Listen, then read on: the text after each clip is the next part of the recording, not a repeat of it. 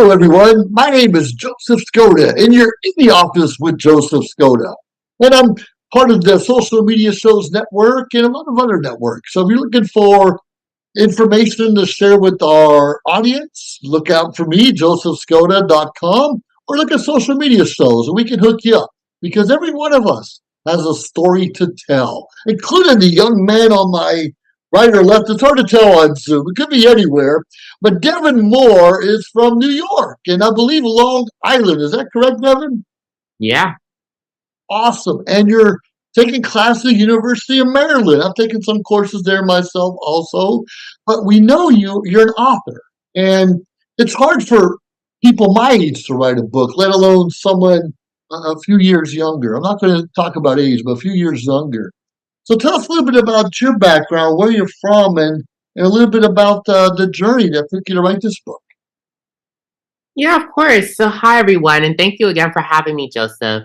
My name is Absolutely. Devin Moore. I am, well, as we said, I'm from Long Island, New York. I'm currently 19 years old. That's kind of like a basic. Oh, and then also, 19 years young. 19 years young. okay, 19 years, yeah. And then I am I am attending the University of Maryland, or I'm studying psychology at the University of Maryland. I'm currently a sophomore as of right now. And so beyond that, my anti-bullying work. So I am the founder of an anti-bullying organization called Race to Speak Up. So through Race to Speak Up, we're really focused on educating students about bullying prevention, empowering them to be upstanders, and encouraging a message of kindness, positivity, and love. Beyond that, actually, wait. Let me backtrack. As well, with Race to Speak Up, we give Race to Speak Up Against Bullying workshops where we're going into schools, organizations, companies, whatever the case is, to educate their audiences, their students, their employees about this bullying epidemic and the best ways to lessen bullying overall, identify what it can look like, and create calls to action so that you guys can bring this anti-bullying work back to your communities. So that's what the Race to Speak Up organization does. Beyond this, I'm also the author of a children's anti-bullying book that is called Devin Speaks Up. I have my background up, so I'm just going to show you my shirt, and the shirt. No, I see it. Devin Speaks Up. I love it. Oh, okay, there we go. So yeah, that's what Devin Speaks Up. Is that a heart with children? Yes, it's a heart with children. Let me explain it. So you see how those kids are all in a heart formation. So sure. I think they are part of the upstander crew. An upstander is someone that supports the target of bullying. So they're showing by them holding each other's hands and that heart formation, they are showing support from each other. Not one of those kids look the same, not one of them act the same, not one of them are the same. They're representing different backgrounds. I have that to show that we are all from different walks of life. All of us as people are from different walks of life. And so through our differences, we need to embrace them, and we need to, overall, I think we need to love them, but at the bare minimum, we need to embrace each other's differences. So with Devin Speaks Up, when a kid looks at the front cover, I want them to say, oh, that looks like me, my friend, my cousin, my mom, my dad, like my teacher. I want them to see it and relate to this. And then when they see, oh, what is Devin speaking up about? So then they open up the book and then they read this journey, or they get an understanding of what bullying is, what it can look like, because I'm showing my personal bullying story. As well, I'm also showing how to be an upstander. Wow. So it's me in the story being an upstander. So that's how I'm showing it. And then also at the end, we also have different activities. So with Devin Speaks Up, I know I was telling you about my Race to Speak Up Against Bullying workshops. Now Devin Speaks Up comes into play by me giving Devin Speaks Up book readings as well as book assemblies. I have a book assembly coming up pretty soon as well. So that's what Devin Speaks Up is, Race to Speak Up. That is all of my anti-bullying work. That's interesting because 19 or 18 or even 30, you're speaking at different places around the country already. That's kind of a big deal. Yeah, I started my anti-bullying work when I was 14 years old. So it's been 5 years, and I feel like it's been very short, but I've been able to accomplish a lot. Like now I'm going to different states, different parts of the country to, well, as you just said, to speak, have my voice be put on the forefront to educate students, all the list of types of people that I've spoken to. I've spoken to thousands of students about bullying prevention. Wow, do you and you mentioned workshops for staff too, for not just students but adults? Yeah, so with my Yeah, workshops, when say if a company or an organization or the school itself is like calling me in or reaching out to me, or they hear about me, they're reaching out to me, and then they're just asking me, like, Devin, we see you have your workshop. Can you tailor it to this group or this group? It's already tailored. I make sure I have like every group, like middle school, high school, corporate companies, adults. My most recent event, I was speaking at the National Center for Race Amity. So I was speaking at the yeah, National Center for Race Amity, where I was giving a 3-hour anti-bullying lecture to educators, as in individuals who were older than I was, talking about the best ways that they can bring anti-bullying education back into their school environment. Whether they whether they teach it at middle schools, high schools, even in college. I think there was one that was in college too, specifically. Charter schools, you name it, we had it at that workshop. So I was educating them, and at the end of the workshop, yeah. I had them create a lesson plan. I always have calls to action, but I was speaking specifically to educators at that moment. So I Sure, said sure. they need to create a lesson plan. They know the environment that they're in, or they should know the environment that they're in, so they can We tailor should. it to their environment. So the mission, the different anti-bullying activities, I made sure that they had that. They had different things that they can bring back into their environment. That's what I do with students, whether it be high school students, middle school, even college students. I make sure that I have it so that they can bring this back to their schools. I don't want it to stay just in that environment. I want them to bring it back into their environment. I love that. I too, I teach bullying in the workplace in Mm-hmm. California. I travel to different corporations, and that's one of the topics I touch. And my wife is actually in charge of equal opportunity and diversity and inclusion in the workplace. And those are big things that she's involved in. And I remember a few years ago, she hired a team to come in and teach the staff that they were kind of role playing in the media. And those are fun. You do any of the role playing also? Yeah, of course. So when I'm speaking about, I'll tell you about the workplace, and then I'll tell you, or like I guess adults, and then I'll tell you about what I do with like younger, like students or like Sure, younger students. So sure, specifically with adults or like workplace bullying, the way that I do role playing is, say I want them to respond to different bullying scenarios. So I tell them, okay, we're gonna have you guys. I want everyone to think about the best ways that we can help the target or even the one exhibiting bullying behavior in this bullying scenario. So I have them do breakout groups, but specifically everyone has different roles. So you two sure, are going to be the teacher. You two are going to be the student. You two parents, and you two other characters in the situation. sure. So, and then it creates dialogue amongst a bunch of different people, a big amount of people. And then we come back together and I say, all right, teachers, what did you do? Or parents, what did you do? Students, what did you do? Friends, what did you do?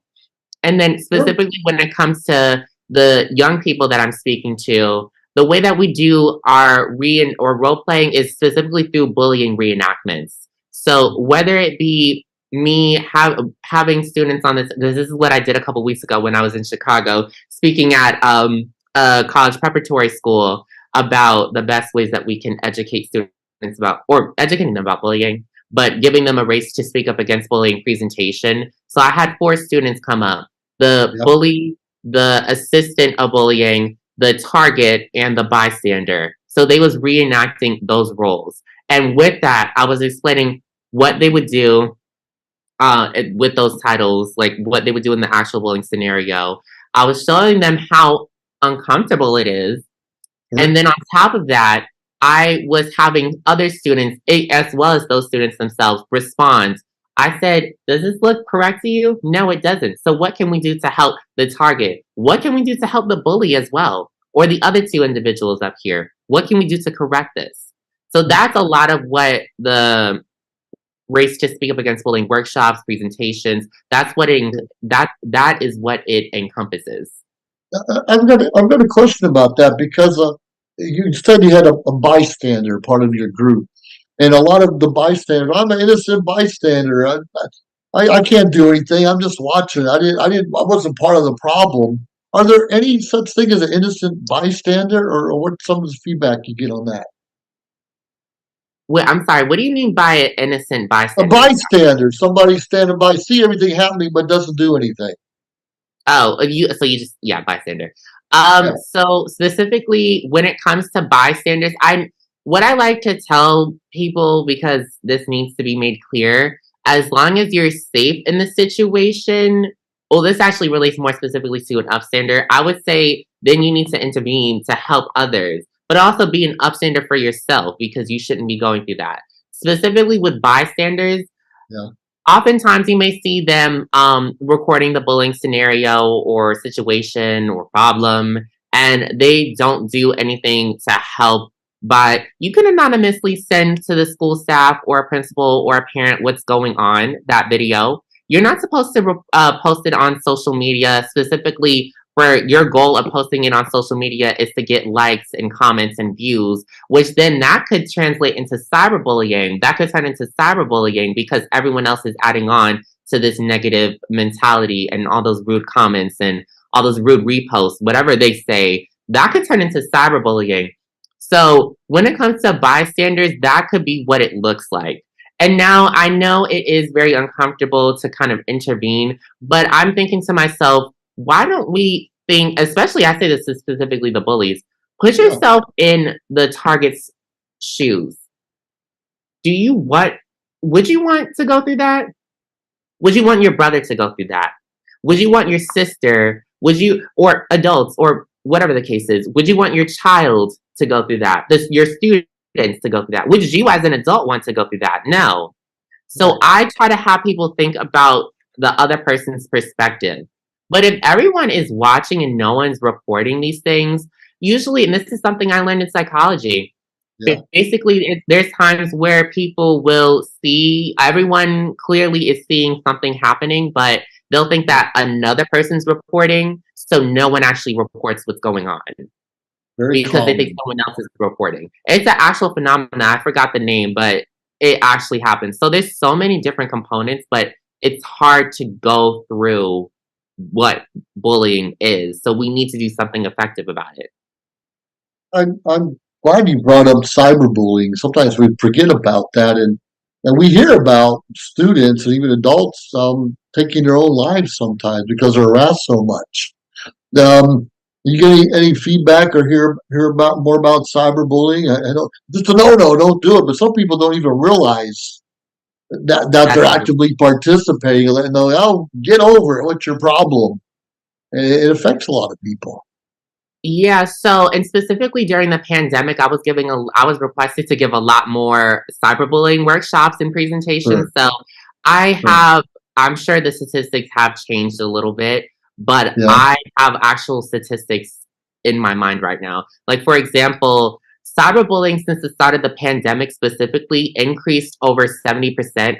And actually another anti-bullying activist that I worked with, she did a little more research and then it increased even though we're not like technically not in the isolation part of the pandemic anymore to technically.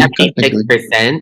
And so I'm thinking to myself, why are we moving 10 steps backwards when we're supposed to move 10 steps forward? Cyberbullying is defined as the repeated instances of bullying. Well, bullying is repeated, it's caused mental and physical harm, it's Sure, a power imbalance. It's meant to inflict that unwanted and aggressive behavior onto another person. It's that, but through digital devices like the phone, computer, tablet. So that's what cyberbullying is. And sure. so when someone asks me about, how can we lessen this? How can we prevent this? The best ways to lessen bullying overall, I think, Yeah, is to have an open conversation, but you need to be open. You need to be open to having the open conversation. You need to, your ears, it can't just go in one ear and out the other. You need to understand how much of an issue this actually is. Because when we see students going through extreme amounts of anxiety, going through hmm, depression, going through low self esteem, yeah, or even worse of the worst, unaliving themselves because of bullying, committing suicide because of bullying. We need to do something effective about it. We need to do something that will lessen, or I want to say stop completely.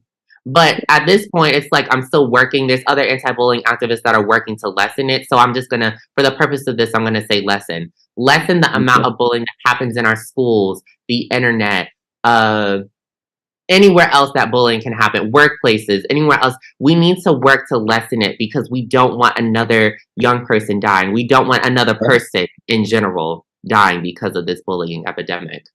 Have you been able to do any statistics or evaluations of children that bully become adults that bully? Do they usually continue on that lifespan of bullying as an adult?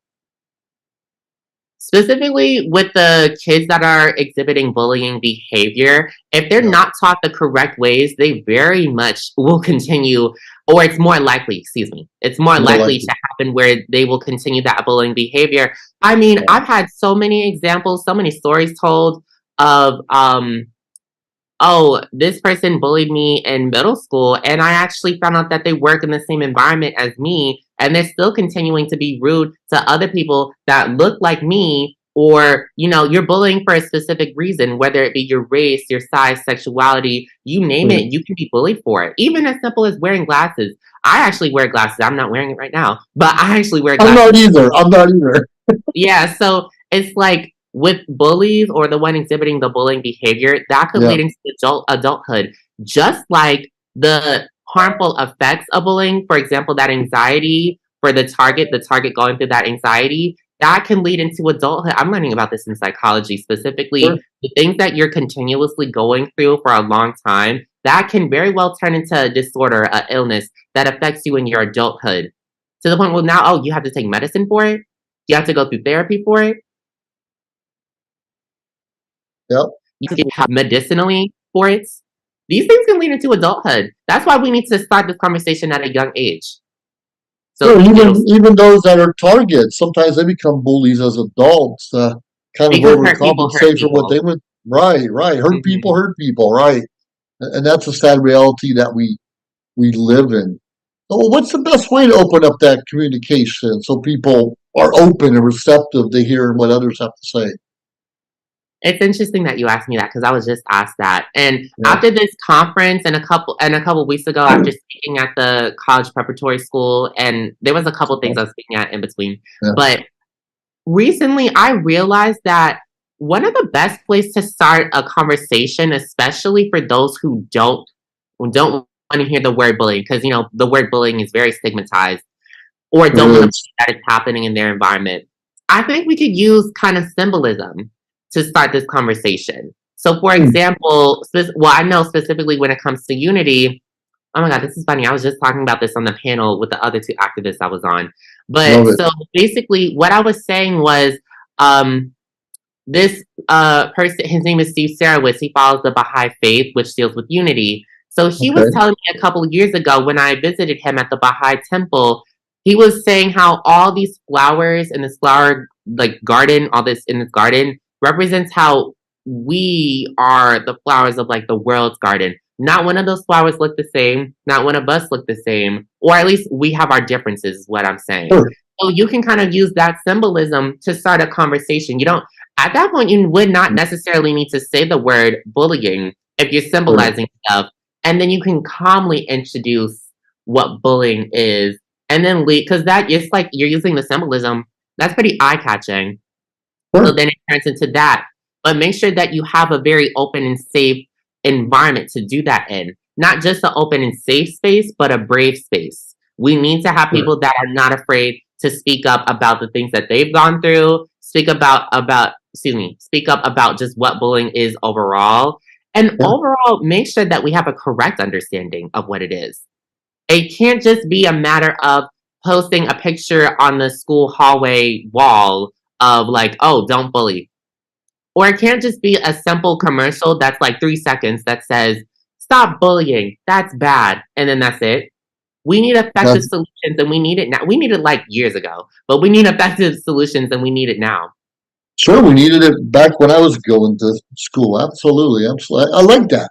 But we hear that we talk with no action, for instance. Yeah, stop bullying. It's bad, and sometimes that's the end of it. Well, I disagree with it. I agree bullying's bad. Okay, well, what are you doing about it? I told everyone it's bad. That's never enough. That's never enough. So, what are some of the challenges that you see? Well, anyways, you're doing good things. You write a book, you're speaking, and the whole idea is to get people interested in the problem. It's an issue. Do you get challenges when you speak at these events? Do people kind of say this don't make any sense, or I don't believe you? Any obstacles? Sometimes students say things under their breath that they don't think I hear. I hear Mm, it. Basically, there's been times where people say, "Oh, bullying is not wrong," or there have been times where I had the ability or like the time to stop and say, "What makes you think that? Why are you yeah. saying that?" That's exactly what I did. I remember this specific instance over the summer. This organization, the Episcopal Youth Event, Yeah. they were allowing me to basically. I was traveling to Maryland, of course, where I go to Okay. college. But basically, I was giving a race to speak up against bullying presentation. There was this one, yeah, student. He was in high school, so there was this one high schooler. He was saying, "Oh, it's not really that big of an issue." So then I asked him, "Why do you think that? What makes you say that?" Yeah. I found out that he actually was someone who, not to put him on the spot right now, that's why I'm not going to say his name, but he was someone who had bullied in his past. He was the bully. And that's why Sure. he was thinking that way. But then it was also a hurt people type of situation because he was bullied himself. So it's Sure. like those things like, oh, okay, you have a different experience than me. I'm the one that's supposed to be educating you. So educate me from your perspective so I know when I'm speaking to future, whoever I'm speaking to in the future. That helped That's me. fair. So now I know I gain even more insight on what it does mean to be the one that's exhibiting the bullying behavior. So Sure. it's like I have to make sure that I facilitate and handle the everything correctly. But I think a very easy way for me to handle it is just saying, "Well, why do you think that?"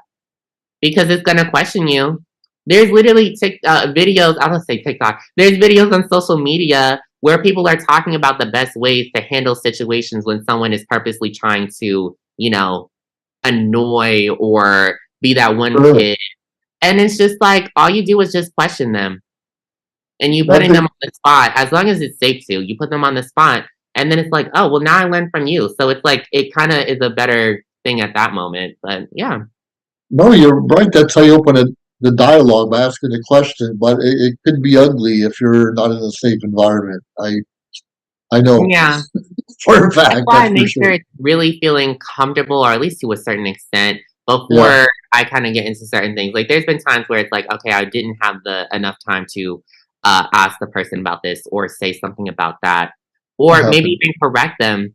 Because if you're saying, oh, bullying and teasing are the same things, and it's like, well, no, that's not the case. Teasing can be, a one-time thing, whereas, and it's like without the intention to harm. Yeah.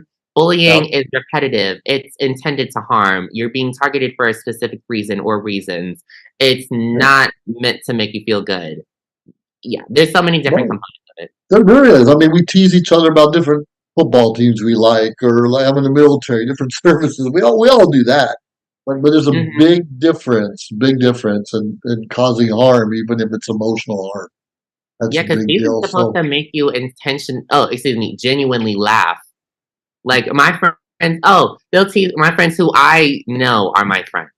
They'll yeah, tease about one thing. Oh, okay, that's funny that like, oh, this. I'll laugh at that. But if I deem it as something else, no, we're not having this today. Goodbye. We're not. Let me get off that FaceTime call. Let me leave that sure, environment. And it shouldn't be me leaving the environment. It should not be these kids being taken out of the schools because, okay, the school staff isn't doing anything about the bullying right. situation.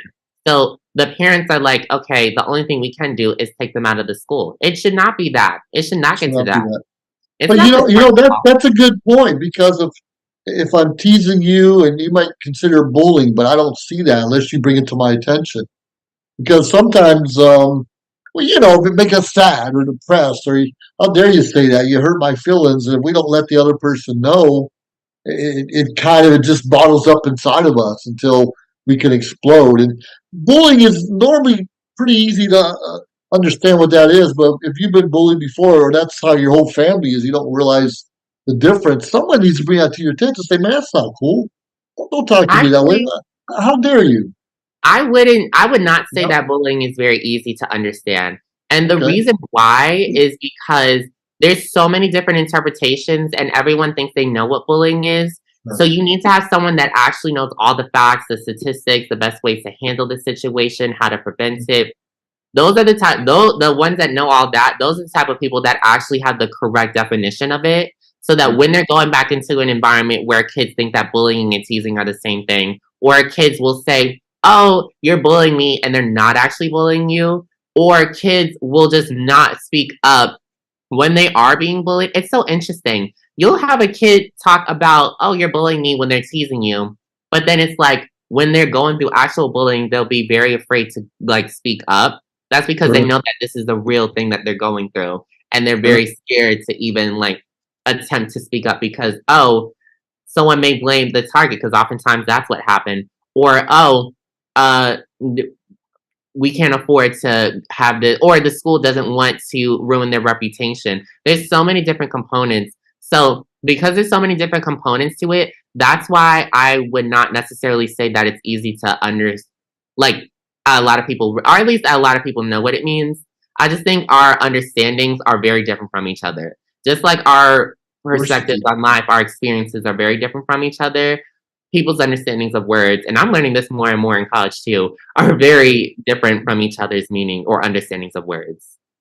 Sure, you open up your horizon, go to college, and speaking at different events. So, if somebody wants to hire you or reach out to you, or maybe have you do a workshop for them, how would they find you? Yeah, of course. So the best way to reach out to me, contact me, get in touch with me is through my website. It's racetospeakup.com.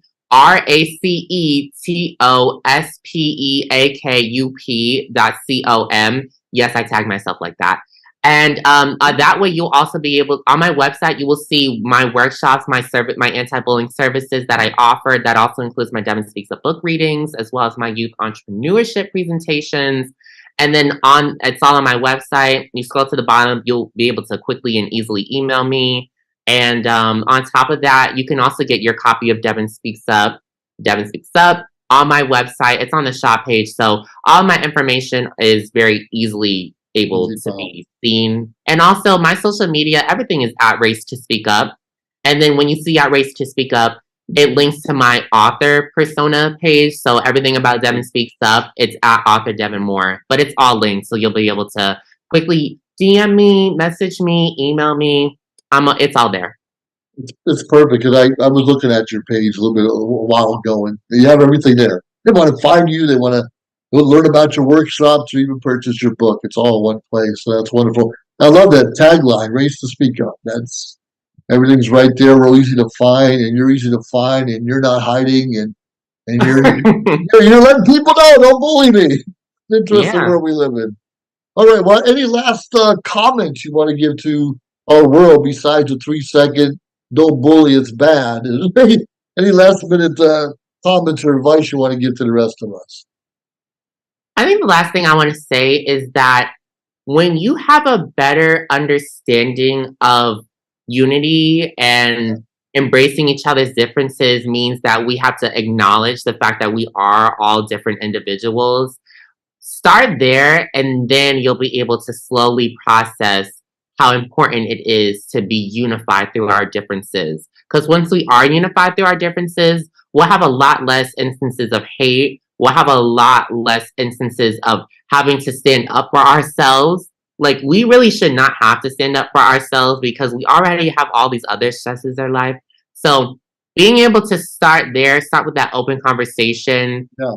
and being able to acknowledge all of these differences and all of these things that we go through in life will really take you far. And it'll take other people in your community far as well.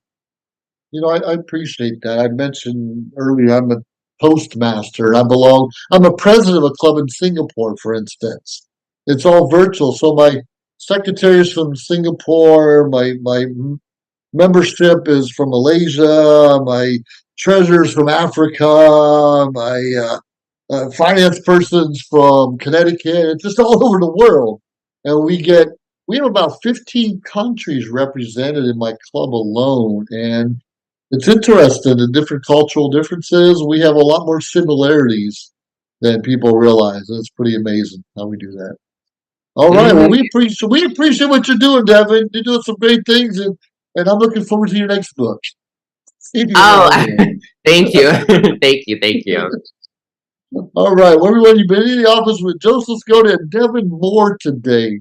And definitely look them up and find out more about bullying and what we can do to combat it and make sure it's not an issue in our lives or those or loved ones of us, because it's a sensitive issue, but a very important one that we talk about, are open and honest, so we can rectify it to the best of our abilities. Well, that being said, please subscribe to our channel on YouTube or Facebook and look us up. Socialmediashows.com or net. Who knows? You know how to find us. In the office with Joseph Scott. Have a great day, everyone. Ooh, thanks God, Devin. If you liked our show, please subscribe to our YouTube channel or find us on any social media platform, Instagram, of course, Facebook. Like, subscribe, share. We appreciate it. Let us know your thoughts and join our team. Anyways, we appreciate you staying tuned week after week, day after day, because we continuously build up our network to bring to you what you're asking for. Have a great day.